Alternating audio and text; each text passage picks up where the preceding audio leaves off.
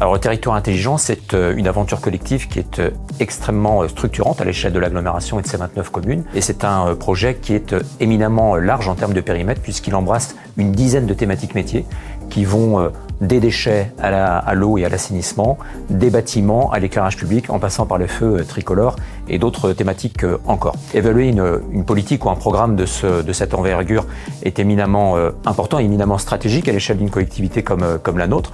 Alors nous aurions pu appliquer ou intégrer des méthodes d'évaluation classiques de type valeurs socio-économiques avec des indicateurs monétarisés. On a préféré s'adosser et s'appuyer sur nos agents à travers une méthode d'auto-évaluation qui est assez nouvelle, assez atypique. Et l'idée, c'est de faire en sorte que cette évaluation soit pour nous un outil d'évaluation, d'évolution continue et un outil de progrès.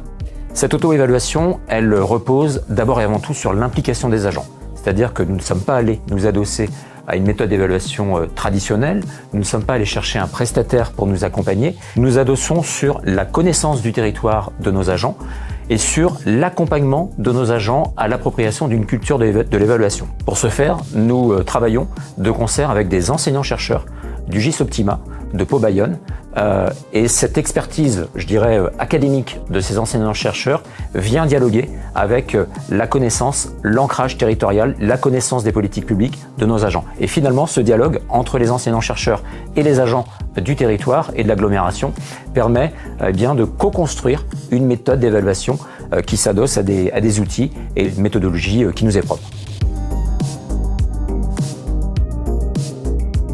Le territoire intelligent, il est large, comme je vous le disais, par son périmètre. Il embrasse une dizaine de thématiques métiers, mais il touche à une multitude d'actions, une multitude de projets. C'est vraiment un programme multi-chantier, multifonction, multi-projet. Évaluer un programme de ce type est assez difficile, assez complexe. Et l'idée, c'est de donner de la clarté à cette complexité.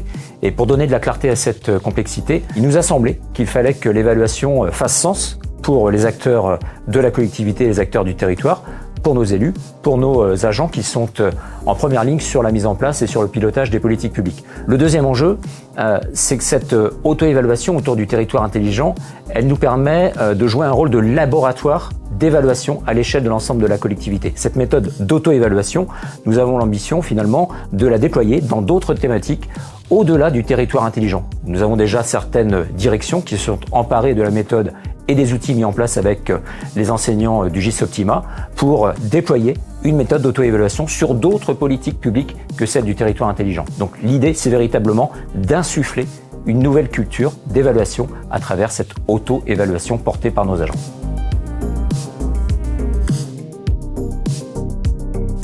S'il y avait des freins à une méthode d'évaluation, on pourrait évidemment parler du temps consacré ou évidemment du manque d'acculturation puisque nous parlons d'auto-évaluation, ce qui est quand même assez nouveau.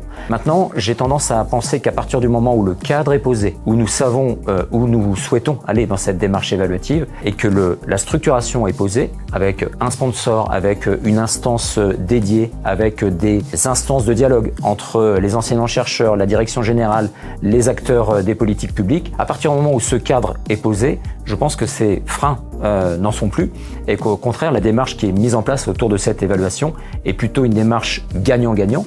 Gagnant pour les agents dans la mesure où cela valorise leur expertise, où cela également leur permet d'acquérir des compétences en termes d'évaluation. Gagnant pour la collectivité, ça nous permet d'être beaucoup plus agile dans le cadre du pilotage des politiques publiques. Et puis in fine, gagnant pour les usagers puisque l'objectif final, c'est évidemment d'optimiser nos politiques publiques au service des habitants.